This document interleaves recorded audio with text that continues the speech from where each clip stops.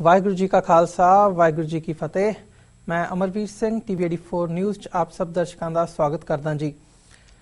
इस दुनिया विच वसदे हर एक सिख लई उसकी दस्तार सिर दा ताज है, जिसनूं सिख नालों वख करके नहीं देखा जा सकता। पर समय समय वक्खो वक्खरे रूपां विच सिखां नूं अपणियां धार्मिक निशानियां सजाउण दे हक नूं लैके लड़ना पिया। अज दे इस शो विच असीं फ्रांस विच पग ते लगाई गई पाबंदी बारे चर्चा करांगे ਅਤੇ ਕੋਖ ਕਰਾਂਗੇ ਕਿ ਇਹ ਮਾਮਲਾ ਕੀ ਹੈ ਅਤੇ ਸਾਡੀਆਂ ਧਿਰਾਂ ਅਤੇ ਸਰਕਾਰਾਂ ਵੱਲੋਂ ਇਸ ਦੇ ਹੱਲ ਲਈ ਕੀ ਕੀਤਾ ਜਾ ਰਿਹਾ ਹੈ। ਜਾਣਕਾਰੀ ਦੇ ਤੌਰ ਤੇ ਤੁਹਾਨੂੰ ਦੱਸ ਦਈਏ ਕਿ ਸਾਲ 2004 ਦੇ ਮਾਰਚ ਮਹੀਨੇ ਵਿੱਚ ਫ੍ਰੈਂਚ ਗਵਰਨਮੈਂਟ ਵੱਲੋਂ ਇੱਕ ਲਾਅ ਪਾਸ ਕੀਤਾ ਗਿਆ ਸੀ, ਜਿਸ ਤਹਿਤ ਸਿੱਖ ਸਟੂਡੈਂਟਸ ਨੂੰ ਪੱਗ ਜਾਂ ਪਟਕਾ ਬੰਨ੍ਹ ਕੇ ਸਕੂਲਾਂ ਵਿੱਚ ਜਾਣ ਤੇ ਪਾਬੰਦੀ ਲਗਾ ਦਿੱਤੀ ਗਈ ਸੀ ਅਤੇ ਡਰਾਈਵਿੰਗ ਲਾਇਸੈਂਸਿਸ ਅਤੇ ਹੋਰ ਗਵਰਨਮੈਂਟ ਆਈਡੀਜ਼ ਲਈ ਫੋਟੋ ਖਿਚਵਾਉਣ ਸਮੇਂ ਸਿੱਖਾਂ ਨੂੰ ਪੱਗ ਲਾਉਣ ਲਈ ਮਜਬੂਰ ਕੀਤਾ ਗਿਆ ਸੀ। ਜਿਨ੍ਹਾਂ ਸਿੱਖਾਂ ਵੱਲੋਂ ਪੱਗ ਲਾਉਣ ਤੋਂ ਇਨਕਾਰ ਕਰਦਿਆਂ ਆਈਡੀਜ਼ ਨਾ ਬਣਾਈਆਂ ਗਈਆਂ, ਉਹਨਾਂ ਨੂੰ ਮੈਡੀਕਲ ਟ੍ਰੀਟਮੈਂਟ ਅਤੇ ਹੋਰ ਸੁਵਿਧਾਵਾਂ ਤੋਂ ਵਾਂਝੇ ਰੱਖਿਆ ਗਿਆ। ਆਈਡੀਜ਼ ਨਾ ਹੋਣ ਕਾਰਨ ਕਈਆਂ ਨੂੰ ਨੌਕਰੀਆਂ ਤੋਂ ਵੀ ਹੱਥ ਧੋਣਾ ਪਿਆ। ਉਸ ਸਮੇਂ ਇਨ੍ਹਾਂ ਮਾਮਲਿਆਂ ਨੂੰ ਲੈ ਕੇ ਯੂਨਾਈਟਿਡ ਸਿੱਖ ਜਥੇਬੰਦੀ ਨੇ ਫ੍ਰੈਂਚ ਅਤੇ ਯੂਰਪੀਅਨ ਕੋਰਟਸ ਦੇ ਨਾਲ-ਨਾਲ United Nations Human Rights Committee ਦਾ ਦਰਵਾਜ਼ਾ ਵੀ ਖੜਕਾਇਆ ਕਿ ਅੰਤਰਰਾਸ਼ਟਰੀ ਕਾਨੂੰਨਾਂ ਤਹਿਤ ਸਿੱਖਾਂ ਨੂੰ ਪੱਗ ਸਜਾਉਣ ਦਾ ਹੱਕ ਮਿਲ ਸਕੇ ਅਤੇ ਇਨ੍ਹਾਂ ਕੇਸਾਂ ਵਿੱਚ ਯੂਨਾਈਟਿਡ ਸਿੱਖਸ ਨੇ ਸਫਲਤਾਵਾਂ ਵੀ ਹਾਸਲ ਕੀਤੀਆਂ। ਲਗਭਗ 11 ਸਾਲਾਂ ਤੋਂ ਵੱਧ ਦਾ ਸਮਾਂ ਬੀਤਣ ਤੋਂ ਬਾਅਦ ਇਸੇ ਸਾਲ ਭਾਰਤ ਦੀ ਰਿਪਬਲਿਕ ਡੇ ਦੀਆਂ ਸੈਲੀਬ੍ਰੇਸ਼ਨਸ 'ਚ ਫਰਾਂਸ ਦੇ ਰਾਸ਼ਟਰਪਤੀ ਫ੍ਰਾਂਕੋਇਸ ਓਲਾਂਦੇ ਨੂੰ ਭਾਰਤ ਦੀ ਸਰਕਾਰ ਨੇ ਮੁੱਖ ਮਹਿਮਾਨ ਦੇ ਤੌਰ ਤੇ ਸੱਦਾ ਦਿੱਤਾ। ਫਰਾਂਸ ਸਿੱਖਾਂ ਦੀ ਦਸਤਾਰ ਤੇ ਲੱਗੇ ਬੈਨ ਨੂੰ ਹਟਾਉਣ ਲਈ ਫਰਾਂਸ ਦੇ ਰਾਸ਼ਟਰਪਤੀ ਸਾਹਮਣੇ ਸਿੱਖ ਕੌਮ ਦਾ ਕੇਸ ਪ੍ਰੈਜ਼ੈਂਟ ਕਰਨ ਲਈ ਇਹ ਇੱਕ ਸੁਨਹਿਰੀ ਮੌਕਾ ਸਮਝਿਆ ਜਾ ਰਿਹਾ ਸੀ। ਪਰ ਅਫਸੋਸ ਦੀ ਗੱਲ ਹੈ ਕਿ ਯੂਨਾਈਟਿਡ ਨੇਸ਼ਨਜ਼ ਆਰਗੇਨਾਈਜੇਸ਼ਨ ਤੋਂ ਬਿਨਾਂ ਇਹ ਮਾਮਲਾ ਫਰਾਂਸ ਦੇ ਰਾਸ਼ਟਰਪਤੀ ਕੋਲ ਕਿਸੇ ਵੀ ਜਥੇਬੰਦੀ ਜਾਂ ਸਰਕਾਰ ਨੇ ਨਹੀਂ ਉਠਾਇਆ।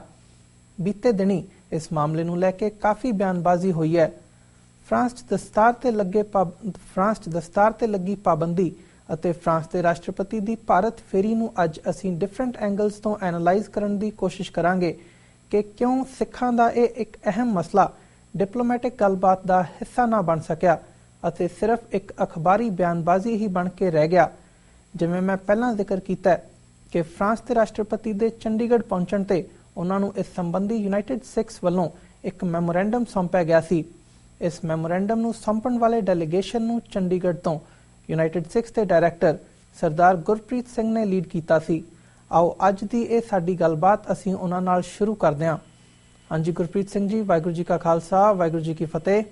ਵਾਹਿਗੁਰੂ ਜੀ ਕਾ ਖਾਲਸਾ ਵਾਹਿਗੁਰੂ ਜੀ ਕੀ ਫਤਿਹ ਜੀ। ਗੁਰਪ੍ਰੀਤ ਸਿੰਘ ਜੀ, ਸਭ ਤੋਂ ਪਹਿਲਾਂ ਸਾਡੇ ਦਰਸ਼ਕਾਂ ਦੇ ਤੁਸੀਂ ਪਹਿਲੀ ਵਾਰ ਰੂਬਰੂ ਹੋ ਰਹੇ ਹੋ ਤਾਂ ਅਸੀਂ ਤੁਹਾਡਾ ਸਵਾਗਤ ਕਰਦੇ ਹਾਂ ਜੀ। ਮਿਹਰਬਾਨੀ ਜੀ।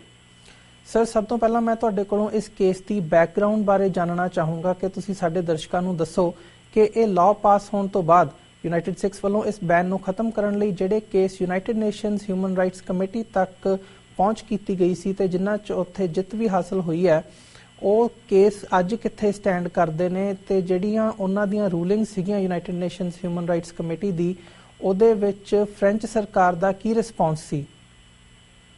ਅਸੀਂ ਜਦੋਂ ਰੱਬ ਦੀ ਮਿਹਰ ਨਾਲ ਉੱਥੇ ਕੇਸ ਜਿੱਤੇ ਸੀਗੇ, ਉਹ ਇਹੀ ਦੱਸਿਆ ਗਿਆ ਸੀਗਾ ਫਰਾਂਸ ਨੂੰ, ਤੁਸੀਂ United UN human rights commission ਇੱਕ ਸਿਰਫ ਕਮਿਸ਼ਨ ਹੈ, ਇਹ ਸਿਰਫ ਇੱਕ ਐਡਵਾਈਜ਼ਰੀ ਬੋਡੀ ਹੈ। ਅਨਫੋਰਚੂਨੇਟਲੀ ਇਹ ਕੋਈ ਲਾਅ ਜਾਂ ਲੀਗਲ ਮਤਲਬ ਤੌਰ ਤੇ ਜਦੋਂ ਆਪਾਂ ਕਹਿੰਦੇ ਨਾ ਕਿ ਵੀ ਇੱਕ ਚੀਜ਼ ਇੱਕ ਲਾਅ ਪਾਸ ਹੋ ਜਾਂਦਾ ਹੈ ਤੇ ਉਹਦੇ ਤੇ ਬੰਦਿਆਂ ਨੂੰ ਅਮਲ ਕਰਨਾ ਪੈਂਦਾ ਹੈ, ਇਹ ਸਿਰਫ ਇੱਕ ਐਡਵਾਈਸ ਦੇ ਤੌਰ ਤੇ ਆਪਣੀ ਐਡਵਾਈਜ਼ਰੀ ਦੇ ਸਕਦੇ ਨੇ।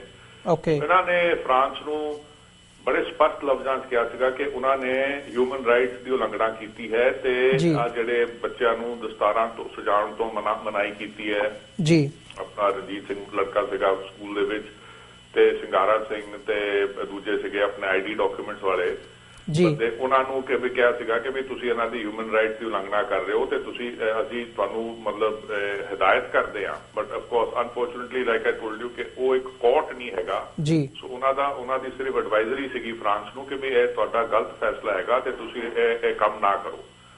ਫਰਾਂਸ ਹਾਲੀ ਵੀ ਉਸ ਚੀਜ਼ ਦੇ ਉੱਤੇ ਅਮਲ ਨਹੀਂ ਕਰ ਰਿਹਾ ਤੇ ਅਸੀਂ ਇਹੀ ਗੱਲ ਐਤਕੀ ਵੀ ਜਦੋਂ ਅਸੀਂ ਮਿਲੇ ਸੀਗੇ ਵਿਦ ਦੀ ਫ੍ਰੈਂਚ ਅੰਬੈਸਡਰ ਪਿਛਲੇ ਵੀਰਵਾਰ ਨੂੰ ਮਿਸਟਰ ਫਰਾਂਸ ਰਿਸ਼ਰ ਨਾਲ ਉੱਥੇ ਉਹਨਾਂ ਨਾਲ ਵੀ ਇਹੀ ਗੱਲ ਅਸੀਂ ਦੁਹਰਾਈ ਸੀਗੀ ਕਿ ਵੀ ਆ ਤੁਹਾਨੂੰ ਦੇਖੋ ਸਾਰੇ ਪਾਸਿਓਂ ਤੁਹਾਨੂੰ ਇਹ ਆਦੇਸ਼ ਵੀ ਮਿਲ ਗਏ ਨੇ, ਐਡਵਾਈਜ਼ਰੀਆਂ ਮਿਲ ਗਈਆਂ ਨੇ as far even like a big institution like UN HRC ਤੇ ਤੁਸੀਂ ਇਹਦੇ ਤੇ ਅਮਲ ਕਿਉਂ ਨਹੀਂ ਕਰ ਰਹੇ? ਕਿਉਂਕਿ ਸਾਨੂੰ ਕੋਈ ਲੌਜਿਕ ਨਹੀਂ ਸਮਝ ਆ ਰਿਹਾ ਕਿ ਵੀ ਤੁਸੀਂ ਇਹਦੇ ਬਾਵਜੂਦ ਵੀ ਤੁਸੀਂ ਉਸੇ ਚੀਜ਼ ਤੇ ਤੁਸੀਂ ਖੜੇ ਹੋ ਕਿ ਵੀ ਨਹੀਂ ਸਾਡਾ ਤੇ ਜੀ ਸਕੂਲਾਂ ਤੱਕ ਤੇ ਸਾਡਾ ਉਹ ਮਤਲਬ ਹੈਗਾ ਕਿ ਵੀ ਅਸੀਂ ਕਿਸੇ ਨੂੰ ਅਲਾਉ ਵੀ ਨਹੀਂ ਕਰਨਾ। ਮੈਂ ਕਿਹਾ ਅਸੀਂ ਹੱਥ ਨਹੀਂ ਰੱਖਣੀ ਚਾਹੀਦੀ ਕਿਉਂਕਿ ਸਾਨੂੰ ਤੁਸੀਂ ਲੌਜਿਕ ਸਮਝਾਓ, ਕਿਉਂਕਿ ਸਾਨੂੰ ਇਹ ਸੀਗਾ ਕਿ ਵੀ ਤੁਸੀਂ ਜਦੋਂ ਇੱਕ ਪਾਸੇ ਤੁਸੀਂ ਬੱਚੇ ਨੂੰ ਕਹਿ ਰਹੇ ਹੋ ਕਿ ਤੁਸੀਂ ਆਪਣੇ ਜੂੜਾ ਤੇ ਉਹਦੇ ਉੱਤੇ ਰੁਮਾਲ ਪਾ ਕੇ ਤੂੰ ਸਕੂਲ ਜਾ ਸਕਦਾ ਹੈ ਤੇ ਫਿਰ ਉਹ ਤੇ ਪਛਾਣਿਆ ਗਿਆ ਕਿ ਉਹ ਵੀ ਸਿੱਖ ਹੈਗਾ।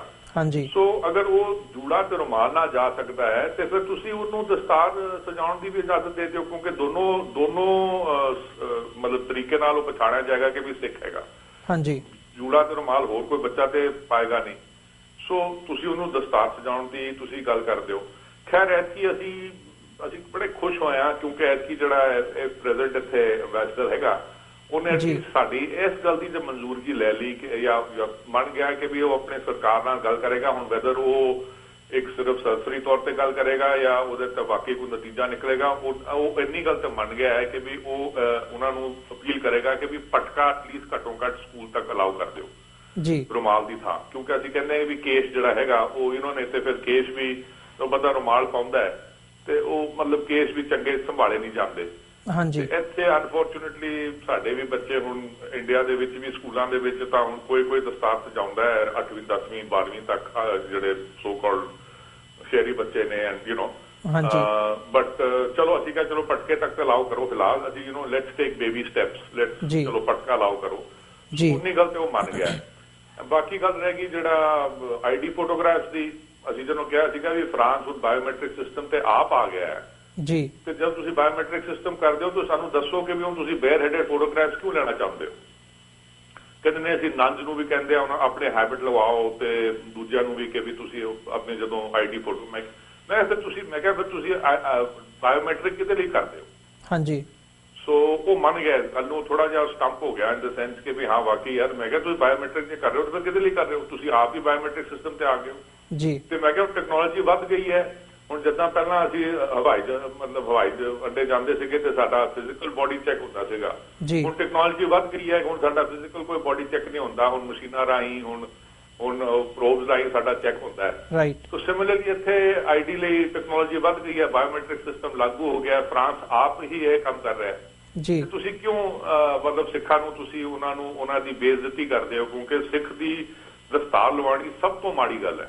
ਖੈਰ ਇਹਨਾਂ ਨੂੰ ਇਹ ਵੀ ਹੁੰਦਾ ਨਾ, ਉਹ ਫੱਟ ਬੋਲ ਪਿਆ ਕਿ ਜੀ ਉਹ ਤੁਸੀਂ ਜੀ ਬਟ ਤੁਸੀਂ ਤੇ ਆਪਣੀ ਜਦੋਂ ਤੁਸੀਂ ਗੇਮਾਂ ਖੇਡਦੇ ਹੋ ਤਾਂ ਤੁਸੀਂ ਤਾਂ ਦਸਤਾਰ ਲਵਾ ਕੇ ਖੇਡਦੇ ਹੋ। ਮੈਂ ਕਹਿੰਦਾ ਉਹ ਦੇਖੋ ਸਿੱਖ ਦੀ ਆਪ ਦੀ ਮਰਜ਼ੀ ਹੈ, ਤੁਸੀਂ ਉਹਨੂੰ ਫੋਰਸ ਨਹੀਂ ਕਰਦੇ ਉੱਥੇ। ਠੀਕ ਹੈ ਗੇਮ ਖੇਡਦਾ ਹੈ, ਕੋਈ ਦਸਤਾਰ ਪਾ ਕੇ ਨਹੀਂ ਖੇਡਦਾ, ਕੋਈ ਰੁਮਾਲ ਨਾਲ ਖੇਡਦਾ, ਕੋਈ ਪਟਕੇ ਨਾਲ ਖੇਡਦਾ, ਉਹ ਗੱਲ ਹੋਰ ਹੈ।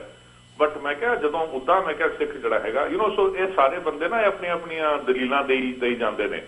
ਬਟ ਮੇਰਾ ਖਿਆਲ ਐਤਕੀ ਕੁਛ ਨਾ ਕੁਛ ਦੇਖੋ ਸਾਨੂੰ ਜਾਪਦਾ ਹੈ, ਮਗਰ ਉਹੀ ਗੱਲ ਹੈਗੀ ਜਦ ਤੱਕ ਇਹਦੇ ਤੇ ਪੂਰਾ ਅਮਲ ਨਹੀਂ ਕਰਨਗੇ, ਕਿਉਂਕਿ ਉਹੀ ਗੱਲ ਹੋ ਜਾਂਦੀ ਹੈ ਕਿ ਜੀ ਅਸੀਂ ਜੇ ਅਮਲ ਕਰਨਾ ਹੈ ਤੇ ਸਾਰਿਆਂ ਨੇ ਕਰਨਾ ਹੈ, ਤੇ ਅਸੀਂ ਕਹੇ ਜੀ ਸਾਰਿਆਂ ਨੇ ਕਰ ਲਓ, ਕਿਉਂਕਿ ID ਵੀ ਸਾਰਿਆਂ ਨੇ ਤੁਸੀਂ ਕਰ ਲਓ ਬਾਇਓਮੈਟ੍ਰਿਕ, ਨੋ ਪ੍ਰੋਬਲਮ। ਤੇ ਜਿੱਥੇ ਤੱਕ ਪਟਕੇ ਦੀ ਗੱਲ ਰਹੀ ਉਹ ਤੁਸੀਂ ਇਹ ਕਰ ਲਓ। ਸੋ ਦੇਖੋ ਹੁਣ ਅਸੀਂ ਇਹਦੇ ਤੇ ਹੁਣ ਥੋੜਾ ਜਿਹਾ ਪ੍ਰੈਸ਼ਰ ਪਾਵਾਂਗੇ ਕਿ ਵੀ UN ਹਿਊਮਨ ਰਾਈਟਸ ਦੀ ਵੀ ਤੁਹਾਡੇ ਕੋਲ ਐਡਵਾਈਜ਼ਰੀ ਆਈ ਹੋਈ ਹੈ, ਅਸੀਂ ਤੁਹਾਨੂੰ ਸਮਝਾਇਆ ਹੈ ਤੇ ਅਗਲੇ ਮਹੀਨੇ ਵੈਸੇ ਇਹਨਾਂ ਦਾ ਜਿਹੜਾ ਪ੍ਰੈਜ਼ੀਡੈਂਟ ਐਂਬੈਸਡਰ ਹੈ ਚੰਡੀਗੜ੍ਹ ਫਿਰ ਤੋਂ ਆ ਰਹੇ ਨੇ, ਉੱਥੇ ਵੀ ਮੇਰੇ ਨਾਲ ਫਿਰ ਕਿਹਾ, ਮੈਂ ਕਿਹਾ ਜੀ ਫਿਰ ਅਸੀਂ ਉੱਥੇ ਫਿਰ ਤੋਂ ਮੁਲਾਕਾਤ ਕਰਾਂਗੇ। In the mean time we are hoping ਕਿ ਫਰਾਂਸ ਇਹਨਾਂ ਨੇ ਆਪਣੀ ਸਰਕਾਰ ਨਾਲ ਗੱਲ ਕਰਕੇ ਤੇ ਸਾਨੂੰ ਸ਼ਾਇਦ ਕੁਛ ਨਾ ਕੁਛ ਦੱਸਣਗੇ। ਬਟ ਮੈਂ ਤੁਹਾਨੂੰ ਇਹ ਗੱਲ ਦੱਸਾਂ ਕਿ ਅਸੀਂ ਇਸ ਕੰਮ ਦੇ ਉੱਤੇ ਨਾ 2007 ਤੇ ਲੱਗੇ ਹੋਏ ਸੀਗੇ ਤੇ ਉਹ ਅਸੀਂ ਉਸ ਟਾਈਮ ਦੇ ਜਿਹੜੇ ਮੁੱਖ ਸੇਵਾਦਾਰ ਸੀਗੇ ਅਕਾਲ ਤਖਤ ਸਾਹਿਬ ਦੇ ਜੋਗਿੰਦਰ ਸਿੰਘ ਵਜ਼ਾਂਤੀ, ਉਹਨਾਂ ਨੂੰ ਮਿਲਣ ਗਏ। ਮੇਰੇ ਨਾਲ ਇੱਕ ਮੇਰੇ ਦੋਸਤ ਹੋਰ ਵੀ ਸੀਗੇ ਰਾਹੀ ਸਾਹਿਬ, ਉਹ ਤੇ ਵਿਚਾਰੇ ਹੁਣ ਅੱਗੇ ਤੁਰ ਗਏ ਨੇ। ਬਟ ਅਸੀਂ ਉਹਨਾਂ ਨੂੰ ਜਾ ਕੇ ਮਿਲੇ ਤੇ ਅਸੀਂ ਉਹਨਾਂ ਨੂੰ ਕਿਹਾ ਕਿ ਜੀ ਆਹ ਚੀਜ਼ ਨੂੰ ਤੁਸੀਂ ਅਕਾਲ ਤਖਤ ਦੇ ਹੇਠ ਲੈ ਲਓ ਤਾਂ ਕਿ ਹਰ ਇੱਕ ਸਿੱਖ ਸੰਸਥਾ ਜਿਹੜੀ ਹੈਗੀ ਇਹਦੇ ਜਾਂ ਹਰ ਇੱਕ ਸਿੱਖ ਜਿਹੜਾ ਹੈਗਾ ਇਹ ਚੀਜ਼ ਦੇ ਉੱਤੇ ਗੰਭੀਰਤਾ ਨਾਲ ਸੋਚੇ ਤੇ ਇਹਦੇ ਤੇ ਕੰਮ ਕਰੇ। ਬਟ ਤੁਹਾਨੂੰ ਪਤਾ ਹੀ ਹੈ ਕਿ ਅਕਾਲ ਤਖਤ ਜਿਹੜਾ ਉੱਥੇ ਦਾ ਮੁੱਖ ਸੇਵਾਦਾਰ ਹੈ ਉਹ ਇੰਡੀਪੈਂਡੈਂਟ ਕੰਮ ਨਹੀਂ ਕਰਦਾ, ਸੋ ਉਹ ਉੱਥੇ ਦੇ ਉੱਥੇ ਗੱਲ ਰਹਿ ਗਈ। ਸਾਡਾ ਮਕਸਦ ਇਹ ਸੀਗਾ ਕਿ ਜੇ ਅਕਾਲ ਤਖਤ ਤੇ ਹੇਠ ਇਹ ਚੀਜ਼ ਆ ਜਾਂਦੀ ਤੇ ਹਰ ਇੱਕ ਸਿੱਖ ਦਾ ਫਰਜ਼ ਬਣ ਜਾਣਾ ਸੀਗਾ ਕਿ ਇਸ ਪ੍ਰੋਬਲਮ ਦੇ ਮਸਲੇ ਨੂੰ ਹੱਲ ਕਰਨ ਲਈ ਆਪਣਾ ਉਹਨੇ ਯੋਗਦਾਨ ਪਾਣਾ ਸੀਗਾ ਜੀ। ਚਲੋ ਉਹ ਤੇ ਗੱਲ ਰਹਿ ਗਈ। ਜਿਵੇਂ ਤੁਸੀਂ ਗੁਰਪ੍ਰੀਤ ਸਿੰਘ ਜੀ ਤੁਸੀਂ ਗੱਲ ਕੀਤੀ ਹੈ ਵੀ ਇਹ ਇੱਕ ਐਡਵਾਈਜ਼ਰੀ ਬੋਰਡ ਦਾ ਜਸਟ ਉਹ ਹੈਗਾ, ਬਟ ਇਹਦੇ ਚ ਇੰਟਰਨੈਸ਼ਨਲ ਲਾਜ਼ ਕਿੱਥੇ ਸਟੈਂਡ ਕਰਦੇ ਨੇ? ਮਤਲਬ ਉਹਨਾਂ ਦੀਆਂ ਰੂਲਿੰਗਸ ਇਹਨਾਂ ਫਰਾਂਸ ਨੂੰ ਕਿਸੇ ਵੀ ਤਰ੍ਹਾਂ ਨਾਲ ਅਵਾਇਡ ਨਹੀਂ ਕੀਤਾ ਜਾ ਸਕਦਾ ਕਿ ਤੁਸੀਂ ਇਦਾਂ ਕਰੋ, ਜਾਂ ਇੰਟਰਨੈਸ਼ਨਲ ਲਾਜ਼ ਇੱਥੇ ਕਿੱਥੇ ਸਟੈਂਡ ਕਰਦੇ ਨੇ? ਇੰਟਰਨੈਸ਼ਨਲ ਲਾਜ਼ ਜੀ ਦੇਖੋ, ਅਸੀਂ ਮੇਰੇ ਖਿਆਲ ਅਸੀਂ ਗਏ ਸੀਗੇ ਟੂ ਦੀ ਯੂਰੋਪੀਅਨ ਲਾਅ ਜੀ ਕੋਰਟ, ਸੌਰੀ ਯੂਨਾਈਟਿਡ ਸਿੱਖਸ। ਉੱਥੇ ਨਾ ਅਨਫੋਰਚੂਨੇਟਲੀ ਉਹੀ ਗੱਲ ਹੈ ਕਿ ਉਹ ਕਹਿੰਦੇ ਨੇ ਕਿ ਵੀ ਆਰਗੇਨਾਈਜੇਸ਼ਨ ਨਹੀਂ ਜਾ ਸਕਦੀ, ਕੰਟਰੀ ਕੈਨ ਗੋ। ਓਕੇ, ਸੋ ਉੱਥੇ ਕੰਟਰੀ, ਬਿਕੋਜ਼ ਕੰਟਰੀ ਨਹੀਂ ਸਾਡਾ ਸਪੋਰਟ ਕਰ ਰਹੀ ਸੀਗੀ।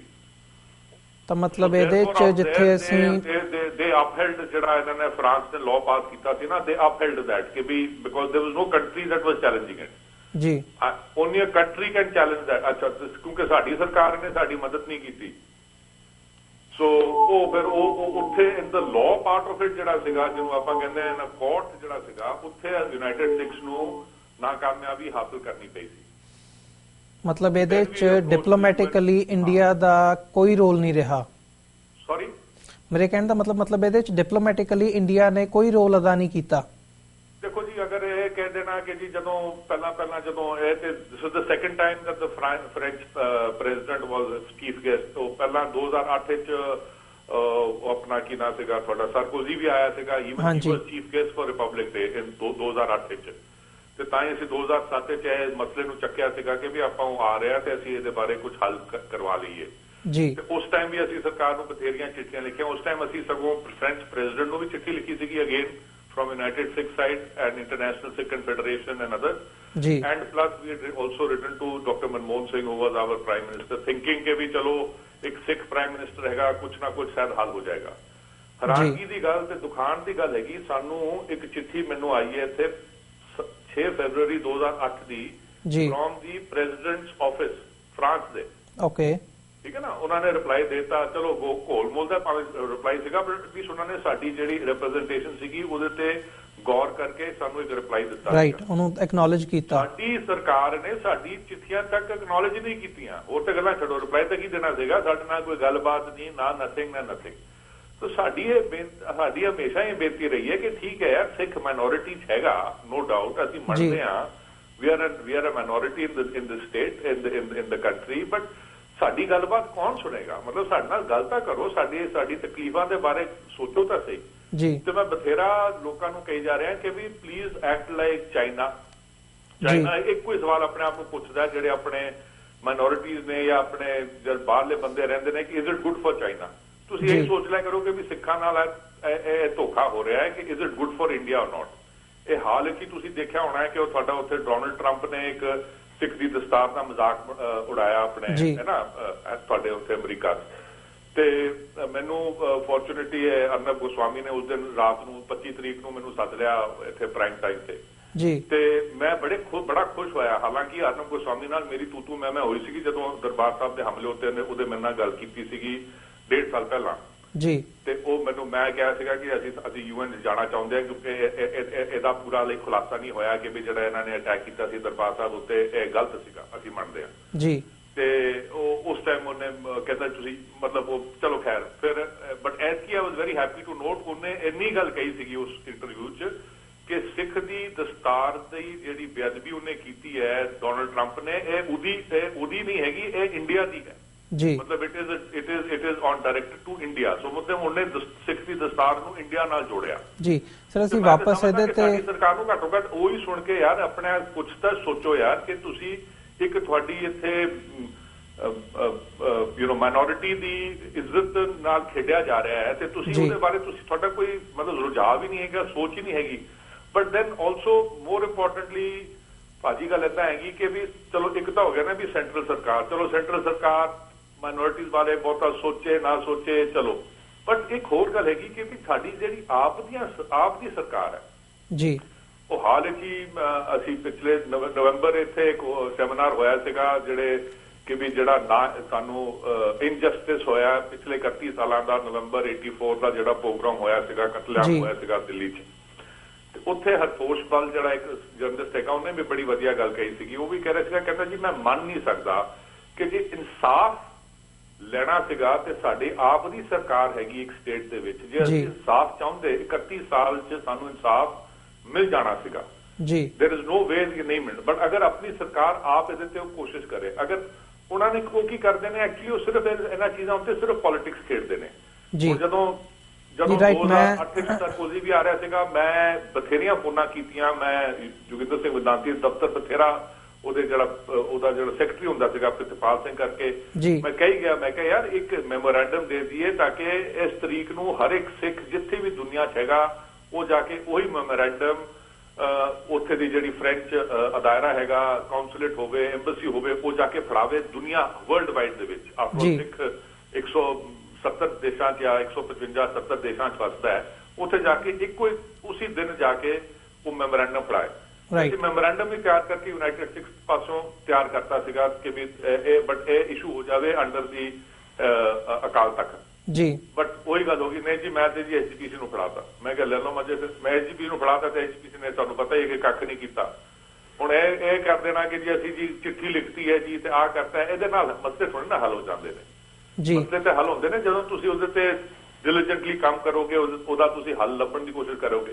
ਅਗਰ ਤੁਸੀਂ ਸਿਰਫ ਉਹਦੇ ਨਾਲ ਪੋਲਿਟਿਕਸ ਹੀ ਖੇਡਣੀ ਹੈ ਕਿ ਹਰ 5-6 ਮਹੀਨੇ ਤੁਸੀਂ ਸਿਰਫ ਪਬਲਿਕ ਕੰਜ਼ੰਪਸ਼ਨ ਲਈ ਇੱਕ ਅੱਧੀ ਸਟੇਟਮੈਂਟ ਦੇ ਦੇਣੀ ਹੈ, ਉਹਦੇ ਨਾਲ ਨਹੀਂ ਨਾ ਮਸਲੇ ਹੱਲ ਹੁੰਦੇ। ਸੋ ਇਹ ਸਾਡਾ ਦੁਖਾਂਤ ਹੈ ਕਿ ਸਾਡੇ ਜਿਹੜੇ ਇਹੋ ਜਿਹਾ ਇੱਕ ਵਧੀਆ ਇੰਸਟੀਟਿਊਟ ਗੁਰੂ ਸਾਹਿਬ ਨੇ ਸਾਨੂੰ ਦੇਤਾ ਸੀਗਾ, ਸ੍ਰੀ ਅਕਾਲ ਤਖਤ ਸਾਹਿਬ, ਇਹ ਵੀ ਹੁਣ ਅਨਫੋਰਚੂਨੇਟਲੀ ਕਿਉਂਕਿ ਇੰਡੀਪੈਂਡੈਂਟ ਨਹੀਂ ਹੈਗਾ, ਨਿਰੋਲ ਸਿੱਖੀ ਬਾਰੇ ਨਹੀਂ ਸੋਚਦਾ, ਇਹ ਵੀ ਪੋਲਿਟਿਕਸ ਹੀ ਫਸ ਕੇ ਤੇ ਰਹਿ ਗਿਆ ਜੀ। ਸੋ this is the problem that the Sikh community is facing unfortunately today। ਤੇ ਮੈਂ ਨਹੀਂ ਕਹਿ ਰਿਹਾ ਕਿ ਇਹ ਪ੍ਰੋਬਲਮ ਆਫ ਕੋਰਸ ਪੂਰੇ ਸਿੱਖਾਂ ਜਿੱਥੇ ਵੀ ਵੱਸਦੇ ਨੇ, ਕਿਉਂਕਿ ਹਰ ਇੱਕ ਸਿੱਖ ਦਾ ਜਿਹੜਾ ਸਿੱਖ ਸਿਰ ਹੈਗਾ ਉਹ ਸ੍ਰੀ ਅਕਾਲ ਤਖਤ ਸਾਹਿਬ ਵੱਲ ਨਿਭਦਾ ਹੀ ਹੈਗਾ ਨਾ, ਉਹ ਕਿਉਂਕਿ ਇਹ ਜਿਹੜਾ ਸਾਨੂੰ ਇੰਸਟੀਟਿਊਸ਼ਨ ਦਿੱਤਾ ਗੁਰੂ ਸਾਹਿਬ ਨੇ, ਇਹ ਬੜੀ ਅਸੀਂ ਇਹਨੂੰ ਭੁੱਲ ਗਏ ਹਾਂ ਜੀ। ਸਰ ਮੈਂ ਇੱਥੇ ਵਾਪਸ ਤੁਹਾਡੀ ਗੱਲ ਇਹ ਦੁਹਰਾਉਣੀ ਚਾਹੂੰਗਾ ਕਿ ਜਿਵੇਂ ਤੁਸੀਂ ਗੱਲ ਕੀਤੀ ਹੈ ਕਿ ਸਿਆਸਤ ਕਰਦੇ ਨੇ, ਈਵਨ ਮਤਲਬ ਜਦੋਂ ਫਰਾਂਸ ਦੇ ਪ੍ਰੈਜ਼ੀਡੈਂਟ ਪਿਛਲੀ ਵਾਰ 2013 ਦੇ ਫੈਬਰੂਰੀ ਦੇ ਵਿੱਚ ਆਏ ਸੀ ਤਾਂ ਅਕਾਲੀ ਦਲ ਨੇ ਪ੍ਰੋਟੈਸਟ ਕੀਤਾ ਸੀ ਤੇ ਮਨਮੋਹਨ ਸਿੰਘ ਉਦੋਂ ਦੇ ਪ੍ਰਾਈਮ ਮਿਨਿਸਟਰ ਨੂੰ ਕਿਹਾ ਸੀ ਕਿ ਇਹ ਮਸਲਾ ਉਹਨਾਂ ਅੱਗੇ ਚੁੱਕੋ ਤੇ ਇਹਦਾ ਕੋਈ ਹੱਲ ਕੱਢੋ। But at the same time ਜਦੋਂ ਹੁਣ ਆਏ ਨੇਗੇ ਤਾਂ ਹੁਣ ਉਹਨਾਂ ਦੀ ਟੋਨ ਟੋਟਲੀ ਡਿਫਰੈਂਟ ਸੀਗੀ। ਮੇਬੀ ਉਹਨਾਂ ਦੀ ਆਪਣੀ ਸਰਕਾਰ ਹੈ ਜਾਂ ਉਹ ਹੁਣ ਢਿੱਲੇ ਪਏ ਹੋਏ ਨੇ। But at the same time ਜਦੋਂ ਮੈਂ ਇਸ ਮਸਲੇ ਨੂੰ ਦੇਖਦਾ ਤਾਂ ਇਹ ਇੱਕ ਮਤਲਬ ਫਰਾਂਸ ਨਾਲ ਗੱਲ ਕਰਨ ਦੀ ਗੱਲ ਹੈ ਜਿੱਥੇ ਡਿਪਲੋਮੈਟਿਕ ਚੈਨਲਸ ਦੇ ਥਰੂ ਗੱਲ ਹੋਣੀ ਚਾਹੀਦੀ ਹੈ। ਮਤਲਬ as for as India is concerned, India ਦੇ ਲੈਵਲ ਤੇ ਇਹ ਗੱਲ ਹੋਣੀ ਚਾਹੀਦੀ ਹੈ। ਮਤਲਬ ਜਦੋਂ ਅਸੀਂ ਅੱਜ ਦੀ ਗੱਲ ਦੇਖਦੇ ਹਾਂ ਤਾਂ ਮਤਲਬ 26 ਜਨਵਰੀ ਦੇ ਮੌਕੇ ਦੇ ਉੱਤੇ ਫਰਾਂਸ ਦਾ ਪ੍ਰੈਜ਼ੀਡੈਂਟ ਇੰਡੀਆ ਪਹੁੰਚਦਾ ਹੈ ਤੇ ਬਲਕਿ ਉਹਨਾਂ ਨਾਲ ਇਹ ਮਸਲਾ ਉਠਾਉਣ ਦੀ ਗੱਲ ਇੱਕ ਪਾਸੇ ਰਹੀ, ਬਲਕਿ ਸਿੱਖ ਰੈਜੀਮੈਂਟ ਨੂੰ ਵੀ ਪੈਰੇਡ ਦੇ ਵਿੱਚ ਸ਼ਾਮਲ ਨਹੀਂ ਕੀਤਾ ਗਿਆ। ਤਾਂ ਮਤਲਬ ਇਹਦੇ ਤੇ ਤੁਸੀਂ ਕਿਵੇਂ ਇਹਨੂੰ ਐਨਾਲਾਈਜ਼ ਕਰਦੇ ਹੋ ਕਿ ਸਰਕਾਰ ਦਾ ਇਹਦੇ ਤੇ, ਇੰਡੀਅਨ ਗਵਰਨਮੈਂਟ ਦਾ ਇਹਦੇ ਤੇ ਜੋ ਰੋਲ ਹੋਣਾ ਚਾਹੀਦਾ ਸੀਗਾ ਫਰਮ ਦ ਵੈਰੀ ਬਿਗਨਿੰਗ, ਜਿਹੜਾ ਕਿ ਤੁਸੀਂ ਉਹ ਕੀਤਾ, ਤੁਸੀਂ ਕੇਸ ਯੂਨਾਈਟਿਡ ਨੇਸ਼ਨਸ ਤੱਕ ਲੈ ਕੇ ਗਏ ਹੋ, ਉੱਥੇ ਜੋ ਮਤਲਬ ਡਿਪਲੋਮੈਟਿਕ ਚੈਨਲਸ ਦੇ ਥਰੂ ਅਚੀਵ ਕੀਤਾ ਜਾ ਸਕਦਾ ਸੀ, ਉੱਥੇ ਇੱਕ NGO ਲੱਗੀ ਹੋਈ ਹੈ। How you C this thing? ਦੇਖੋ ਜੀ, ਮੈਂ ਤਾਂ ਜਦੋਂ ਪਹਿਲੇ ਵੀ ਤੁਹਾਨੂੰ ਗੱਲ ਕੀਤੀ ਹੈ ਕਿ ਵੀ ਇਹ ਤੇ ਗੱਲ ਸਪਸ਼ਟ ਹੋ ਗਈ ਕਿ ਵੀ ਜਿਹੜੀ ਭਾਰਤੀ ਸਰਕਾਰ ਹੈ ਉਹ ਤਾਂ ਹੀ ਐਕਟ ਕਰੇਗੀ। ਜਿਹੜੀ ਗੱਲ ਤੁਸੀਂ ਕੀਤੀ ਹੈ ਨਾ, ਜਦੋਂ ਪ੍ਰੈਜ਼ੀਡੈਂਟ ਹੋਲਾਂਡੇ ਪਿਛਲੇ ਟਾਈਮ ਆਇਆ ਸੀਗਾ ਇੰਡੀਆ 'ਚ, ਮਨਜੀਤ ਨੇ ਆਫਕੋਰਸ ਆਰਗੇਨਾਈਜ਼ ਕੀਤਾ ਸੀਗਾ, ਆਪਣੇ ਇੱਥੇ ਜੀਕੇ ਨੇ, ਅਕਾਲੀ ਦਲ ਬਾਦਲ ਵਾਲਿਆਂ ਨੇ ਇੱਥੇ ਨਾ, ਅਸੀਂ ਇੱਥੇ ਗਏ ਸੀਗੇ to give the memorandum to the French embassy.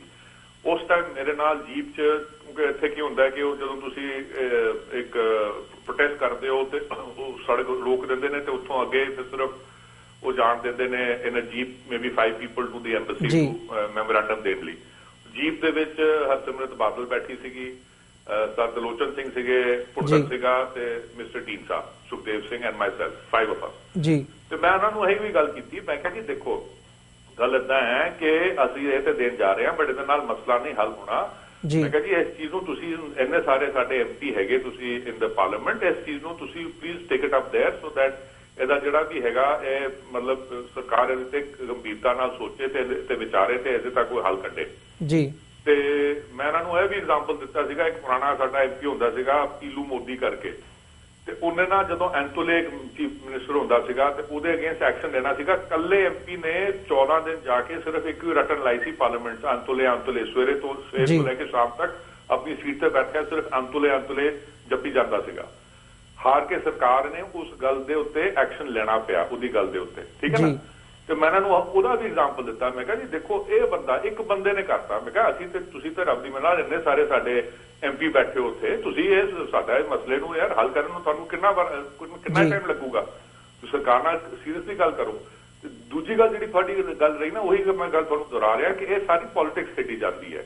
ਪਿਛਲੇ ਟਾਈਮ ਮੇਰੇ ਕੋਲ ਇੱਕ ਪ੍ਰੈਸ ਕਟਿੰਗ ਹੈਗੀ, ਇਹ ਮਨਜੀਤ ਸਿੰਘ ਜੀ ਕੇ ਹੀ ਹੈ ਫੋਰ ਐਗਜ਼ਾਮਪਲ, ਇਹਨੇ ਉਸ ਟਾਈਮ ਕਿਉਂਕਿ ਕਾਂਗਰਸ ਸਰਕਾਰ ਸੀਗੀ ਸੈਂਟਰ 'ਚ ਤੇ ਇਹਨਾਂ ਨੇ ਇੱਥੇ ਡੈਮੋਨਸਟ੍ਰੇਸ਼ਨ ਵੀ ਕੀਤੀ ਤੇ ਉਹਨਾਂ ਨੂੰ ਇਹ ਵੀ ਕਿਹਾ ਸਰਕਾਰ ਨੂੰ, ਉਹਦੀ ਸਟੇਟਮੈਂਟ ਹੈਗੀ ਕਿ ਇੱਕ ਪਾਸੇ ਤਾਂ ਸਾਡੀ ਦਸਤਾਰ ਰੁੱਦੀ ਫਿਰਦੀ ਹੈ ਫਰਾਂਸ ਦੇ, ਦੂਜੇ ਪਾਸੇ ਤੁਸੀਂ ਉਹਨਾਂ ਨਾਲ ਇੰਨੇ ਕਰੋੜਾਂ ਦੇ ਥਾਊਜ਼ੈਂਡਸ ਆਫ ਕਰੋੜ ਦੇ ਡੀਲ ਸਾਈਨ ਕਰਨ ਨੂੰ ਫਿਰਦੇ ਹੋ, ਇਹ ਕਿਉਂ ਕਰ ਰਹੇ ਹੋ ਜੀ। ਇਹ ਮਨਜੀਤ ਸਿੰਘ ਜੀਕੇ ਦੀ ਸਟੇਟਮੈਂਟ ਹੈ, ਮੇਰੇ ਕੋਲ ਪ੍ਰੈਸ ਕਟਿੰਗ ਪਈ ਹੈ ਜੀ, ਠੀਕ ਹੈ ਨਾ।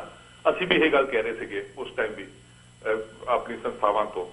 ਤੇ ਹੁਣ ਮੈਂ ਪੁੱਛਾਂ ਉਹਨੂੰ ਯਾਰ ਕਿ ਹੁਣ ਤਾਂ ਤੂੰ ਵੀ ਸੇਮ ਚੀਜ਼ ਹੀ ਹੈ, ਹੁਣ ਕਿਹੜਾ ਕੋਈ ਦਸਤਾਰ ਦਾ ਮਸਲਾ ਉੱਥੇ ਹੱਲ ਹੋ ਗਿਆ ਤੇ ਹੁਣ ਤੁਸੀਂ ਕਿਉਂ ਨਹੀਂ ਇਹ ਸਟੇਟਮੈਂਟ ਬਣਾ ਸਕਦੇ ਸੀ ਜਾਂ ਕਹਿ ਸਕਦੇ ਸੀ ਕਿ ਭਾਈ ਤੁਸੀਂ ਹੁਣ ਨਾ ਤੁਸੀਂ ਫਰਾਂਸ ਨਾਲ ਡੀਲ ਕਰੋ ਕਿਉਂਕਿ ਹਾਲੀ ਵੀ ਸਾਡੀ ਦਸਤਾਰ ਉੱਥੇ ਰੁਲਦੀ ਹੈ, ਹੁਣ ਤੁਸੀਂ ਚੁੱਪ ਕਰਕੇ ਬੈਠੇ ਹੋ। ਸੋ ਗੱਲ ਇਹ ਹੈਗੀ ਕਿ ਵੀ ਇੱਥੇ ਨਾ ਲਾਈਕ ਆਈ ਟੋਲਡ ਯੂ ਇਹ ਦੁਖਾਂਤ ਦੀ ਆਹ ਗੱਲ ਹੈਗੀ ਕਿ ਸਾਡੀਆਂ ਜਿਹੜੀਆਂ ਸਿੱਖ ਸੰਸਥਾਵਾਂ ਜਿਨ੍ਹਾਂ ਵੱਲ ਅਸੀਂ ਸਮਝਦੇ ਹਾਂ ਕਿ ਵੀ ਉਹ ਬਾਕੀ ਸਿੱਖ ਸੰਸਥਾਵਾਂ ਨੇ, ਉਹ ਸਿੱਖ ਸੰਸਥਾਵਾਂ ਨਹੀਂ ਰਹੀਆਂ ਇਨ ਦ ਸੈਂਸ ਉਹ ਸਿਰਫ ਪੋਲਿਟਿਕਸ ਖੇਡਦੀਆਂ ਨੇ। ਉਹਨਾਂ ਨੂੰ ਸਿੱਖੀ ਨਾਲ ਕੋਈ ਸਿੱਖ ਦੀ ਕੋਈ ਦਰਦ ਹੋਵੇ, ਉਹਦੇ ਕੋਈ ਸਿੱਖੀ ਦੇ ਉੱਤੇ ਕੋਈ ਹਮਲਾ ਹੋਵੇ, ਉਹ ਉਹਨਾਂ ਲਈ ਪੋਲੀਟੀਕਲ ਮਸਲਾ ਬਣ ਜਾਂਦਾ ਹੈ, ਨਾ ਕਿ ਇੱਕ ਸਿੱਖਾਂ ਦਾ ਜਾਂ ਸਿੱਖੀ ਦਾ ਮਸਲਾ ਰਹਿ ਜਾਂਦਾ ਹੈ। ਸੋ ਇੱਥੇ ਅਸੀਂ ਸਿੱਖਾਂ ਨੇ ਇਹਨੇ ਪਿਛਲੇ 3-4-5 ਦਹਾਕਿਆਂ ਤੋਂ ਅਸੀਂ ਇਹ ਤਾਂ ਹੀ ਮਾਰ ਖਾਧੀ ਹੈ ਕਿਉਂਕਿ ਸਾਡੇ ਜਿਹੜੇ ਆਪ ਦੇ ਜਿਹੜੇ ਆਗੂ ਨੇ ਜਿਨ੍ਹਾਂ ਨੂੰ ਆਪਾਂ ਸੋਚਦੇ ਸੀਗੇ ਕਿ ਸ਼ਾਇਦ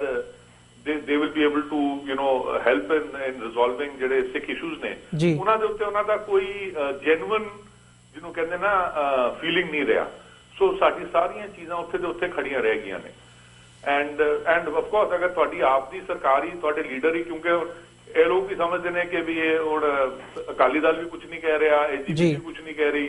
ਸੋ ਦੈਨ ਦੈਟ ਇਜ਼ ਵਾਈ ਅਸੀਂ ਜਦੋਂ ਪਹਿਲਾਂ ਅਸੀਂ 2007 ਤਾਂ ਹੀ ਅਸੀਂ ਅਕਾਲ ਤਖਤ ਨੂੰ ਅਪਰੋਚ ਕੀਤਾ ਸੀਗਾ ਕਿ ਭਾਈ ਉੱਥੇ ਤੇ ਉਸ ਟਾਈਮ ਜਿਹੜੀ ਮੇਰੇ ਕੋਲ ਉਹ ਹੈਗੀ ਵਿਦਾਂਤੀ ਦੀ ਆਪਣੇ ਹਿਜ਼ ਰਿਲੀਜ਼, ਉਹ ਇਹ ਕਹਿੰਦੀ ਹੈ ਕਿ ਫਰਾਂਸ ਦੇ ਮਸਲੇ ਲਈ ਫਰਾਂਸ ਸਰਕਾਰ ਦਾ ਦਸਤਾਰ ਵਿਰੋਧ ਕਾਨੂੰਨ ਬਚਾਉਣ ਲਈ ਇਕਜੁੱਟ ਸੰਘਰਸ਼ ਕਰੋ।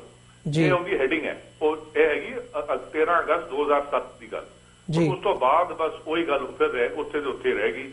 ਅੱਜ ਤੱਕ ਤੁਸੀਂ ਦੇਖ ਲਓ ਇਹ 2007 ਤੋਂ ਲੈ ਕੇ ਅੱਜ 2016 ਆ ਗਈ ਤੇ 9 ਸਾਲ ਲੱਗ ਗਏ ਤੇ ਹਾਲੇ ਕੁਝ ਨਹੀਂ ਹੋਇਆ। ਸਰ ਜਦੋਂ ਇਹ ਅਖਬਾਰੀ ਬਿਆਨਬਾਜ਼ੀ ਹੁਣ ਪਿਛਲੇ ਦਿਨਾਂ ਸ਼ੁਰੂ ਹੋਈ ਹੈ ਤਾਂ ਨਾਲ ਹੀ ਫਰਾਂਸ ਦੀ ਕੌਂਸੂਲੇਟ ਨੇ ਵੀ ਕਲੇਮ ਕੀਤਾ ਸੀ ਕਿ ਪਬਲਿਕ ਪਲੇਸਿਸ ਦੇ ਉੱਤੇ ਕੋਈ ਪਾਬੰਦੀ ਨਹੀਂ ਹੈਗੀ। ਮਤਲਬ ਇਹ ਉਦਾਂ ਹੀ ਇੱਕ ਹੱਸੋਹੀਣੀ ਜਾਂ ਗਲੋਂ ਲਾਉਣ ਵਾਲੀ ਗੱਲ ਹੀ ਜਾਪਦੀ ਹੈ ਕਿ ਆਈਡੀਜ਼ ਦੇ ਉੱਤੇ ਰੋਕ ਲਗਾਈ ਗਈ ਹੈ, ਤੁਸੀਂ ਫੋਟੋ ਨਹੀਂ ਖਿਚਵਾ ਸਕਦੇ, ਸਕੂਲਾਂ ਦੇ ਵਿੱਚ ਐਂਟਰ ਨਹੀਂ ਕਰ ਸਕਦੇ, ਤੇ ਤੁਸੀਂ ਨਾਲ ਇਹ ਕਹਿ ਰਹੇ ਹੋ ਕਿ ਪਬਲਿਕ ਪਲੇਸਿਸ ਦੇ ਉੱਤੇ ਪਾਬੰਦੀ ਨਹੀਂ ਹੈਗੀ। ਮਤਲਬ ਇਹਨੂੰ ਤੁਸੀਂ ਕਿਵੇਂ ਦੇਖਦੇ ਹੋ? ਇੱਕ ਗਲੋਂ ਲਾਉਣ ਵਾਲੀ ਗੱਲ ਲੱਗਦੀ ਹੈ। ਮਤਲਬ ਉਹਨਾਂ ਤੇ ਕੋਈ ਪ੍ਰੋਪਰ ਪ੍ਰੈਸ਼ਰ ਨਹੀਂ ਹੈਗਾ ਜਾਂ ਮਤਲਬ ਉਹ ਇਦਾਂ ਦਾ ਕਿਵੇਂ ਰਵੱਈਆ ਅਪਣਾ ਸਕਦੇ ਨੇ?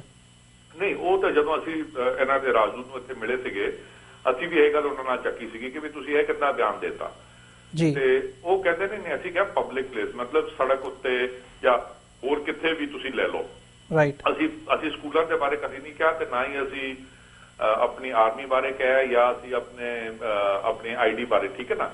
ਆਈਡੀ ਬਾਰੇ ਵੀ ਕਹਿੰਦਾ ਅਸੀਂ ਬੰਦੇ ਨੂੰ ਨਾ ਇੱਕ ਅੱਡ ਕਮਰੇ 'ਚ ਲਿਜਾਂਦੇ ਆ, ਉੱਥੇ ਸਿਰਫ ਉਹੀ ਹੁੰਦਾ ਤੇ ਉਹਦੀ ਫੋਟੋ ਖਿੱਚੀ ਜਾਂਦੀ ਹੈ ਜੀ। ਅਸੀਂ ਉਹਨੂੰ ਸਮਝਾਇਆ, ਅਸੀਂ ਕਿਹਾ ਯਾਰ ਸਿੱਖ ਦੀ ਦਸਤਾਰ ਜਿਹੜੀ ਹੈਗੀ ਅਸੀਂ ਉਹਨੂੰ ਵੀ ਸਮਝਾਇਆ ਕਿ ਇਹ ਉਹ ਸਿੱਖ ਦਸਤਾਰ ਸਜਾਉਂਦਾ ਹੈ, ਇਹ ਕੋਈ ਟੋਪੀ ਨਹੀਂ ਹੈ ਕਿ ਵੀ ਤੁਸੀਂ ਉਹਨੂੰ ਕਹੋ ਜੀ ਤੂੰ ਲਾ ਦੇ ਤੇ ਤੂੰ ਪਾ ਦੇ। ਇਹ ਲਾਉਣੀ ਪੈਂਦੀ ਹੈ, ਇਹਨੂੰ ਸਜਾਉਣਾ ਪੈਂਦਾ ਫਿਰ ਤੋਂ ਆਪਣੇ ਸਿਰ ਉੱਤੇ। ਸੋ ਇਹ ਮਤ ਸਮਝੋ ਕਿ ਵੀ ਇਹ ਬਸ ਜਿੱਦਾਂ ਉਹ ਨਨ ਨੇ ਆਪਣਾ ਹੈਬਿਟ ਲਾਤਾ ਤੇ ਆਪਣਾ ਉੱਤੇ ਹੈਬਿਟ ਪਾਤਾ, ਤੁਸੀਂ ਇਸ ਹਿਸਾਬ ਨਾਲ ਇਹਨੂੰ ਦੇਖ ਰਹੇ ਹੋ। ਸੋ ਉਹਦਾ ਕਹਿਣ ਦਾ ਮਤਲਬ ਇਹ ਸੀਗਾ। ਦੂਜੀ ਗੱਲ ਉਹਨੇ ਕਹੀ ਸੀਗੀ ਮੈਂ ਸਿਰਫ ਰਿਟੋਰਟ ਕੀਤਾ ਸੀਗਾ ਕਿਉਂਕਿ ਤੁਸੀਂ ਸਰ ਪੜ੍ਹਿਆ ਹੋਣਾ ਹੈ ਕਿ ਵੀ ਉਹ ਕਾਂਗਰਸ ਨੇ ਵੀ, ਕਿਉਂਕਿ ਹੁਣ ਇਲੈਕਸ਼ਨਾਂ ਆ ਰਹੀਆਂ ਨੇ ਮੇਰੇ ਖਿਆਲ ਪੰਜਾਬ 'ਚ, ਸੋ ਉਹਨਾਂ ਨੇ ਵੀ ਕਿਹਾ, ਕੈਪਟਨ ਅਮਰਿੰਦਰ ਸਿੰਘ ਨੇ ਤੇ ਪ੍ਰਕਾਸ਼ ਸਿੰਘ ਬਾਦਲ ਨੇ ਵੀ ਕਿਹਾ ਕਿ ਵੀ ਇਹ ਮਸਲਾ ਚੱਕਿਆ ਕਿ ਜੀ ਇੱਥੇ ਦੇਖੋ ਜੀ ਰਿਪਬਲਿਕ ਦੇ ਉੱਤੇ ਸਿੱਖ ਪਲਟਨ ਨੂੰ ਇਹਨਾਂ ਨੇ ਸਿੱਖ ਰੈਜੀਮੈਂਟ ਨੂੰ ਮਾਰਚ ਨਹੀਂ ਕਰਨ ਦਿੱਤਾ। ਉਹ ਭਾਈ ਅਗਰ ਤੁਹਾਨੂੰ ਇੰਨਾ ਹੀ ਫਿਕਰ ਸੀਗਾ ਤੇ ਤੁਸੀਂ ਪਹਿਲਾਂ ਕਿਉਂ ਨਹੀਂ ਇਸ ਦੇ ਬਾਰੇ ਸੋਚਦੇ ਸੀਗੇ? ਇਹ ਤੇ ਚੀਜ਼ਾਂ ਬਹੁਤ ਪਹਿਲਾਂ ਤੈਅ ਹੋ ਜਾਂਦੀਆਂ ਨੇ ਕਿ ਕਿਹੜੇ ਕਿਹੜੇ ਰੈਜੀਮੈਂਟਸ ਨੇ ਉੱਥੇ ਮਾਰਚ ਪਾਸ ਕਰਨਾ ਹੈ। ਤੇ ਡੈਫੀਨਿਟਲੀ ਹਾਂ ਠੀਕ ਹੈ। ਅਗਰ ਤੁਸੀਂ ਹੁਣ ਮੈਂ ਕਈ ਆਪਣੇ ਆਰਮੀ ਦੋਸਤਾਂ ਜਿਹੜੇ ਹੈਗੇ ਜਨਰਲ ਉਹਨਾਂ ਨਾਲ ਮੈਂ ਗੱਲ ਕੀਤੀ, ਕਹਿੰਦੇ ਨਹੀਂ ਇਹ ਤੇ ਰੋਸਟਰ ਪਹਿਲਾਂ ਹੀ ਬਣ ਜਾਂਦਾ। ਮੈਂ ਕਿਹਾ ਬਣ ਜਾਵੇ, ਪਰ ਐਤਕੀ ਜਦੋਂ ਫ੍ਰੈਂਚ ਪ੍ਰੈਜ਼ੀਡੈਂਟ ਆ ਰਿਹਾ ਸੀਗਾ, ਭਾਰਤ ਦਾ ਫਰਜ਼ ਸੀਗਾ ਮੋਰ ਸੋ ਸਾਡੀ ਆਪ ਦੀ ਸਰਕਾਰ ਦਾ ਫਰਜ਼ ਸੀਗਾ ਕਿ ਉਹਨਾਂ ਨੂੰ ਇਨਸ਼ੋਰ ਕਰਨਾ ਚਾਹੀਦਾ ਸੀਗਾ ਕਿ ਜਿੰਨੀਆਂ ਜ਼ਿਆਦਾ ਦਸਤਾਰਾਂ ਫ੍ਰੈਂਚ ਪ੍ਰੈਜ਼ੀਡੈਂਟ ਨੂੰ ਦਿਖਾਈਆਂ ਜਾਣ ਉਨਾ ਕੀ ਸਾਡੇ ਲਈ ਫਾਇਦੇਮੰਦ ਰਹੇਗਾ, ਤਾਂ ਕਿ ਉਹਨੂੰ ਪਤਾ ਲੱਗੇ ਕਿ ਵੀ ਸਿੱਖ ਵਾਕਈ ਆਪਣੀ ਦਸਤਾਰ ਸਜਾ ਕੇ ਕਿੱਦਾਂ ਤੁਰਦਾ ਹੈ, ਕਿ ਉਹਦਾ ਸਿਰ ਦਾ ਜਿਹੜਾ ਤਾਜ ਹੈ। ਹੁਣ ਇਹੀ ਗੱਲ ਜਿਹੜੀ ਮੈਂ ਤੁਹਾਨੂੰ ਇੱਕ ਹੋਰ ਗੱਲ ਦੱਸਾਂ ਕਿ ਬੈਲਜੀਅਮ ਦੇ ਵਿੱਚ ਵੀ ਇਹੀ ਪ੍ਰੋਬਲਮ ਆਈ ਸੀ ਸਕੂਲਾਂ ਦੇ ਵਿੱਚ।